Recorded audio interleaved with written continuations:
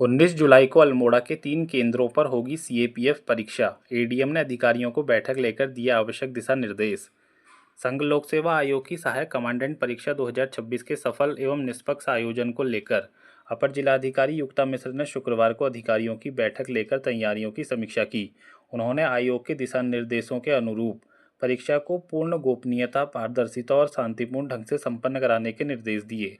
परीक्षा सामग्री के सुरक्षित रखरखाव, समय पर केंद्रों तक पहुंचाने तथा परीक्षा के बाद कोषागार में जमा कराने के निर्देश भी दिए गए। अधिकारियों को परीक्षा केंद्रों पर सुरक्षा, पेयजल, बिजली, स्वच्छता और अन्य आवश्यक सुविधाएं सुनिश्चित करने को कहा गया। शाम करीब 6 बजे मिली जानकारी के अनुसार जनपद के Almora inter college, Adams inter college और रैमजे इंटर कॉलेज में 19 जुलाई को परीक्षा आयोजित होगी।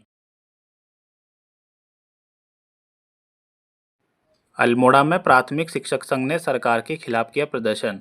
टीईटी की बाध्यता खत्म करने और ओपीएस लागू करने की मांग।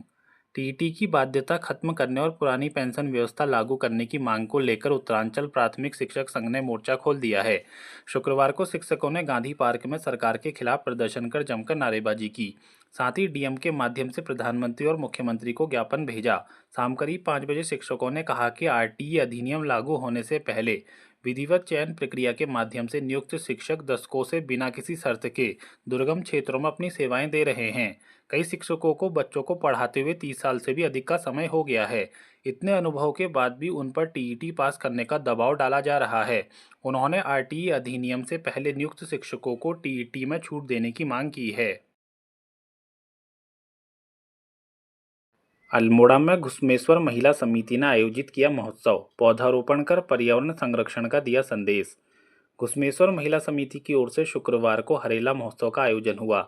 इस दौरान महिलाओं ने पारंपरिक वेशभूषा में सज धज कर सांस्कृतिक कार्यक्रमों की मनमोहक प्रस्तुतियां दी। वहीं महिलाओं ने पर्यावरण को हरा भरा रखने की शपथ भी ली। नगर के नंदा देवी मंदिर परिसर में आयोजित महोत्सव में महिलाओं ने गीतों के माध्यम से प्रकृति के इस पावन पर्व के महत्व को रेखांकित किया और धरती को हरा भरा बनाने का संदेश दिया। कहा कि हरेला केवल एक त्योहार नहीं बल्कि यह हमारी समृद्ध संस्कृति और प्रकृति के प्रति अगाध प्रेम का प्रतीक है। इसे आने वाली पीढ़ियों तक पहुंचाना और प्रकृति का संवर्धन करना हम सभी का दायित्व है।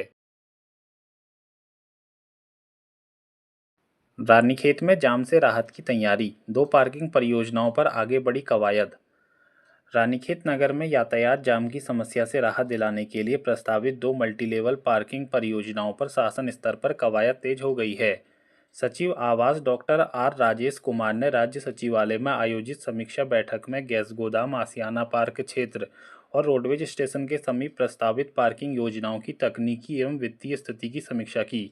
उन्होंने परियोजनाओं की व्यवहार्यता, दोपहिया 4 पहिया पार्किंग के अनुपात, राजस्व मॉडल और स्थानीय आवश्यकताओं का विस्तृत परीक्षण कर संशोधित आंकड़न शीघ्र शासन को उपलब्ध कराने के निर्देश दिए।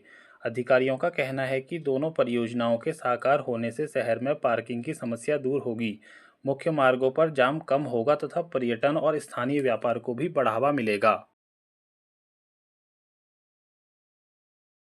खुशालकोट में सोलर पंपिंग सिंचाई योजना का भूमि पूजन। 60 परिवार होंगे लाभान्वित।